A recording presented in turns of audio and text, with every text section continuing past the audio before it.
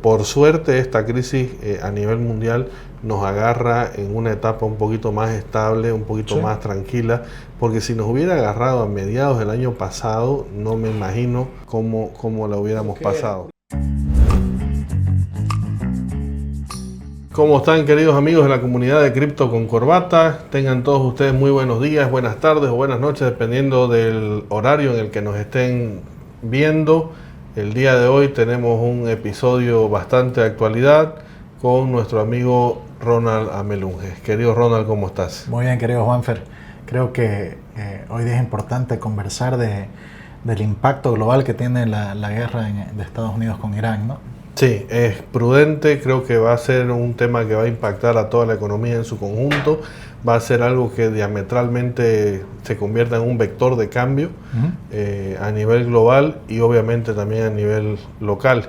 Pero pasando a temas más locales, antes de hablar, yo creo que es bueno agradecer a nuestros patrocinadores, no hay que olvidarnos, querido Ronald. Te venimos bien uniformados con relojes Christopher Ward. Claro. Vos te pusiste el blanquito, yo el azul. Vale la pena verlos, son los amigos de Santa Cruz Watch Company que nos visten con un reloj distinto cada episodio y dan ganas de no sacárselos después. No, dan ganas de hacer plan de pagos, pero bueno, ya vale la pena. Vale la pena, realmente no son unas lindas joyitas que son quienes nos están apoyando en esta nueva temporada de Cripto con Corbata. Y bueno, la verdad que siempre agradecerles por la preferencia, por el apoyo. Hablemos, querido Ronald, de qué hacemos con el precio del petróleo y cómo nos afecta en Bolivia, ¿no? O sea, no es un tema menor, ¿no? Hace un par de días te llamé y dije que tenemos que hablar de esto. Para los que no saben, Juanfer tiene décadas de experiencia en el sector petrolero, ¿no? Entonces parece muy bien, muy apropiado de discutir el impacto, ¿no? Como saben, todos hemos tenido una subida del precio de la gasolina en Bolivia intentando minimizar el gasto fiscal en la subvención de los combustibles, ¿no? Y todo está bien, ya medio que nos acostumbramos, alguito todavía duele el bolsillo, pero la guerra y el cierre del estrecho de Hormuz ha causado un incremento sustancial del precio del petróleo, lo que va a tener un impacto real en el costo del Estado en la compra de estos combustibles y del sector privado también, lo cual tradicionalmente, a mi parecer, es lo que ha dirigido el precio del USDT y por ende el valor del boliviano que se va a bajar. Entonces me parecía prudente escucharte ir a detalle en esto para que podamos tener una, no especulación, pero educarnos con la realidad económica global y el impacto que puede tener, ¿no? Así que mira, te lo dejo a vos para que nos des una conversa en el tema. A ver, mira, es un tema tremendamente apasionante desde el punto de vista académico y tremendamente duro desde el punto de vista real, porque estamos hablando de que el precio del petróleo debe ser uno de los pocos vectores que atraviesa transversalmente el 100% de las economías mundiales.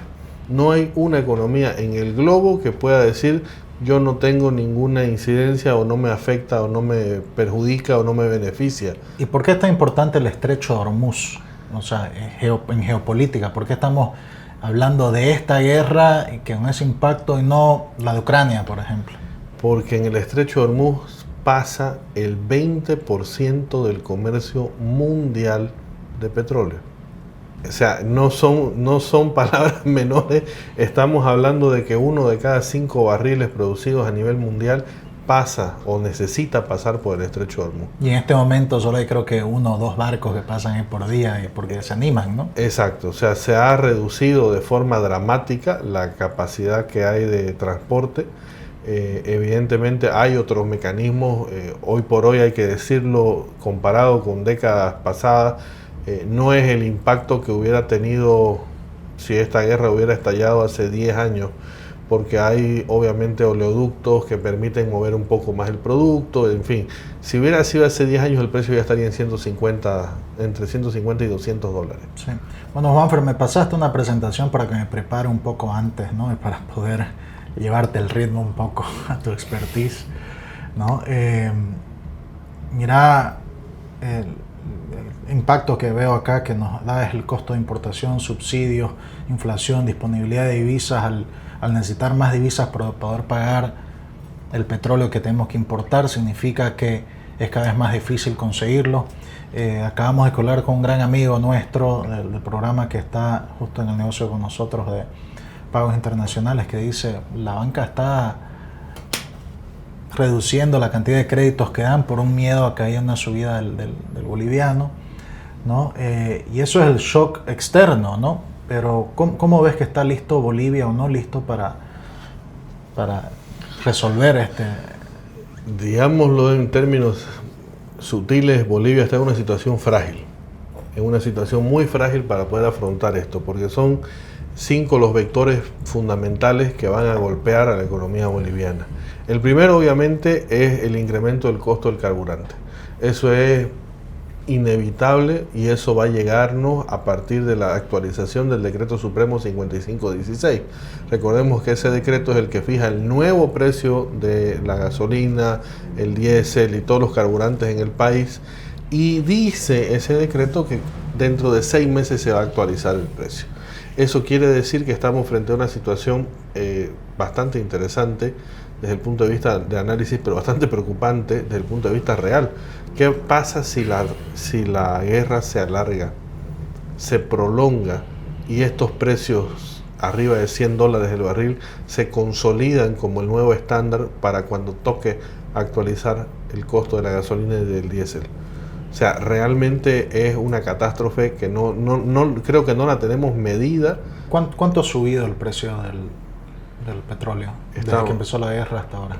Estamos hablando de que estaba en el orden de $70 y ahorita está arriba de los $100. O sea, es un muy buen 30-35% que ha incrementado en cuestión. Entonces, ahorita cargar mi auto es 300 pesos, se me va a ir a 360 si es que se pasa uno a uno. Exacto, si es que hay un traspase directo, un traslape del 390, digamos. Entonces es una locura. Ahora, ¿eso qué va a generar? Y ahí entra el segundo vector que es importante, es la presión sobre los subsidios.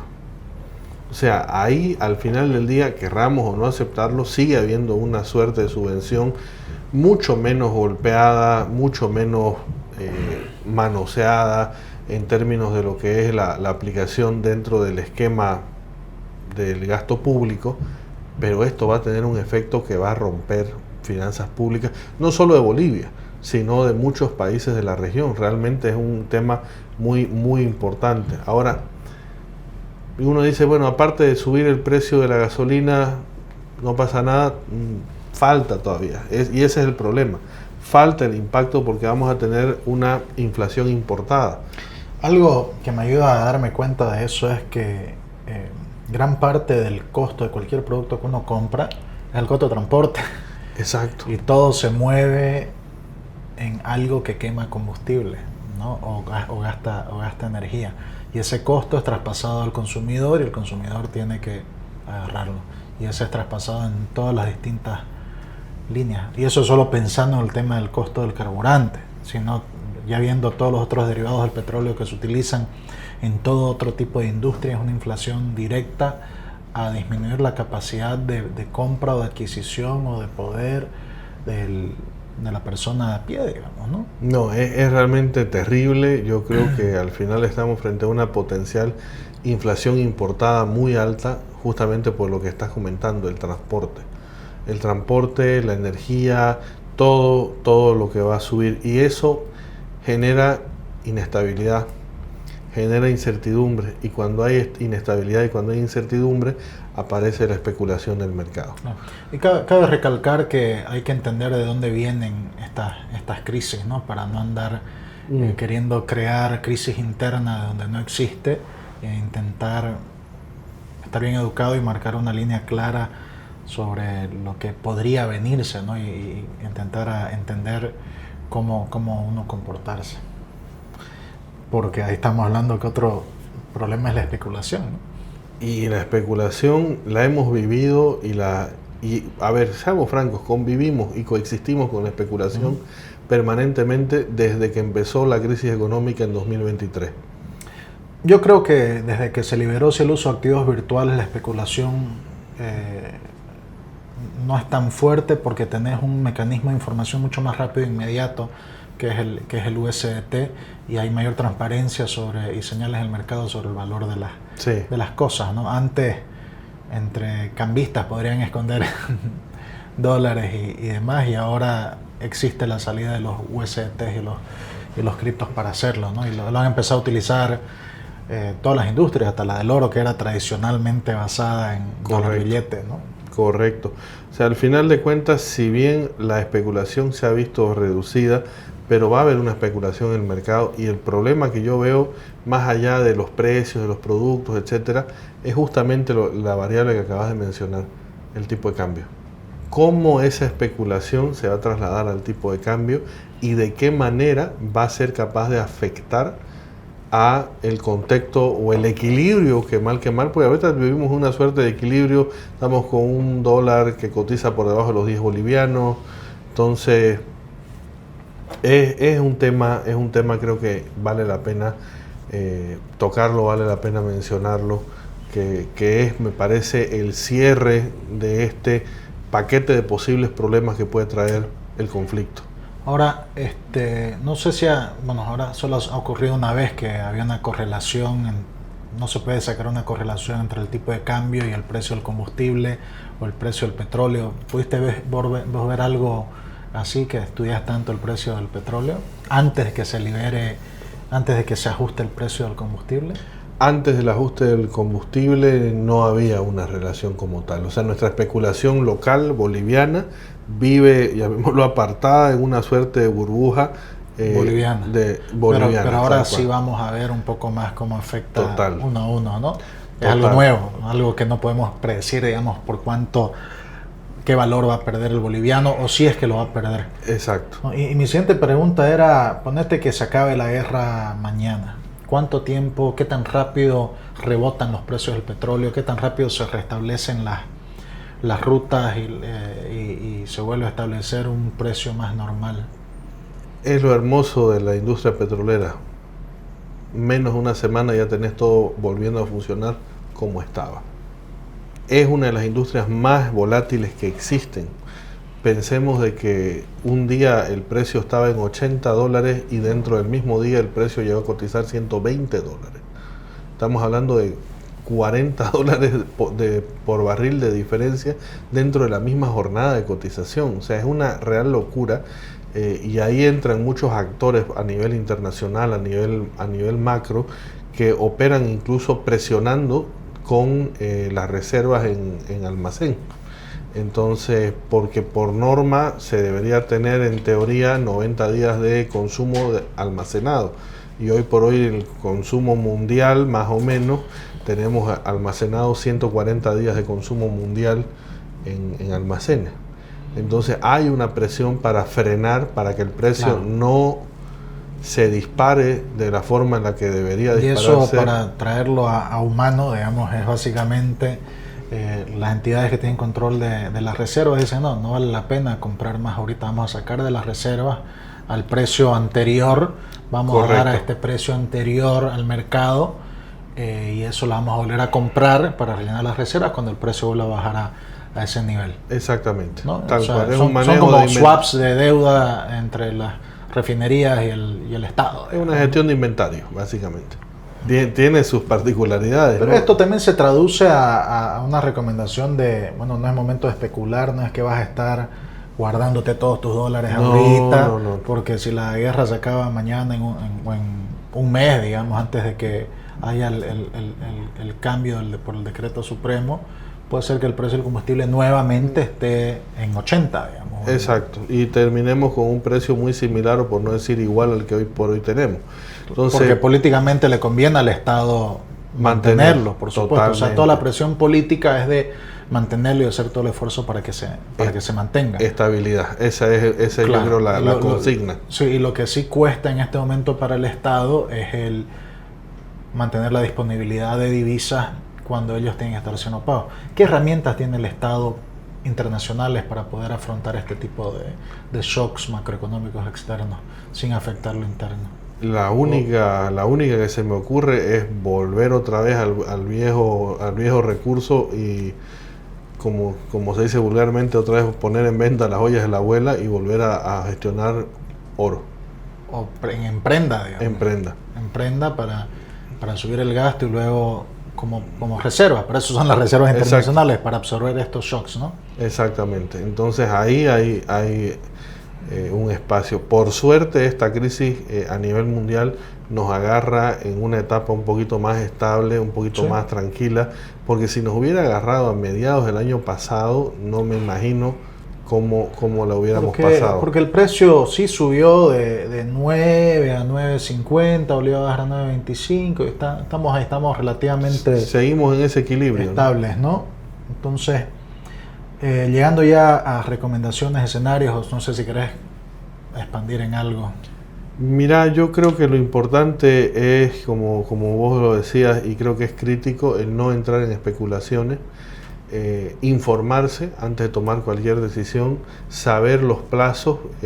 Por ejemplo, para mí un plazo que lo tengo ahorita marcado a fuego en la cabeza es la actualización del decreto 5516, cuando se va a dar esto prácticamente en junio, julio, y a partir de ahí conocer y tomar decisiones. Ahora, ¿cuál es el problema? El problema es que muchas entidades optan por frenar operaciones, que es un poco lo que estábamos charlando justamente con nuestro amigo que conversamos.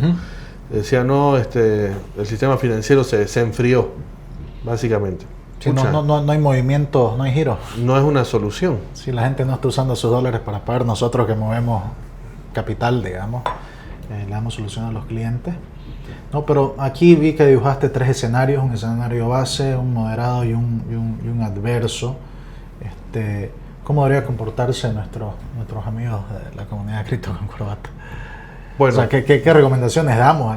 O sea, ¿cómo nos preparamos, ¿no? Porque una cosa es decir no especulen, otra cosa es, bueno, prepárense, sepan cómo va la cosa. Sí. Efectivamente no hay que especular, no hay que entrar en pánico, pero tampoco hay que ignorar la realidad. Y la realidad es tal como la hemos descrito. Hay la chance de que estos 5 vectores golpeen la economía, lo que es el precio de los carburantes, la presión fiscal sobre los subsidios, la inflación importada, todo lo que corresponde a la especulación propiamente, y decantaría en especulación sobre el mercado cambiario. Entonces, esos 5 aristas yo creo que hay que tenerlas muy bien monitoreadas, hay que estar mirando permanentemente qué es lo que sucede y no entrar en pánico. Yo creo que es lo más importante, no especular, no ser incendiarios muchas veces, porque a veces uno puede escuchar noticias y reenvía sin revisar fuentes. O sea, son temas que parecen básicos, pero hoy se vuelven mucho más importantes. Entonces yo lo que te diría es que es importante saber que el origen de este shock en este momento es externo, ¿no? Totalmente. Que hay que seguir muy de cerca las noticias sobre la guerra y qué es lo que hace Donald Trump, qué noticias da para por lo menos tener un poco el dedo sobre el pulso, ¿no? Y bueno, ya somos veteranos de esta guerra cambiaria, los empresarios. Entonces repetir lo mismo de control de precios, o sea, controlar tu pricing, entender bien cómo están tu gestión activa de costos, estar activamente hablando con tus proveedores, asegurarte de no en quiebres de inventario, ir pensando qué productos importados podrían ocasionar quiebres de inventario o subidas de precios. Pero estar atento, ¿no? Exacto, o sea, no perder el momento, no cerrarnos a la información y estar todo el tiempo con la información activa, con la información al día. Y bueno, ese era un poco, creo, el objetivo de esta charla, de este capítulo que hemos tenido, ¿no?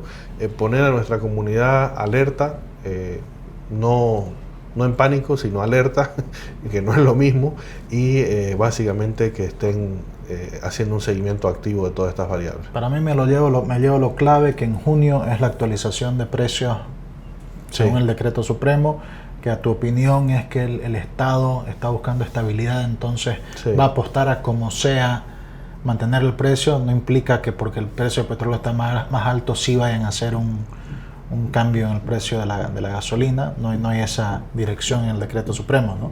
No hay una imposición. Entonces a criterio del ministro de Economía y su equipo, digamos, básicamente. Correcto. ¿No? Obviamente con conversaciones con los ministros de hidrocarburos. Y lo otro, que estar atento y estar atento a las noticias. Exactamente, exactamente. Esa es un poco la idea y eso que queríamos transmitirle a todos nuestros amigos de la comunidad Cripto con Corbata, donde, como siempre, discutimos temas de actualidad con una tacita de café. Bueno. Gracias, Juanfer. Gracias a vos, espectacular.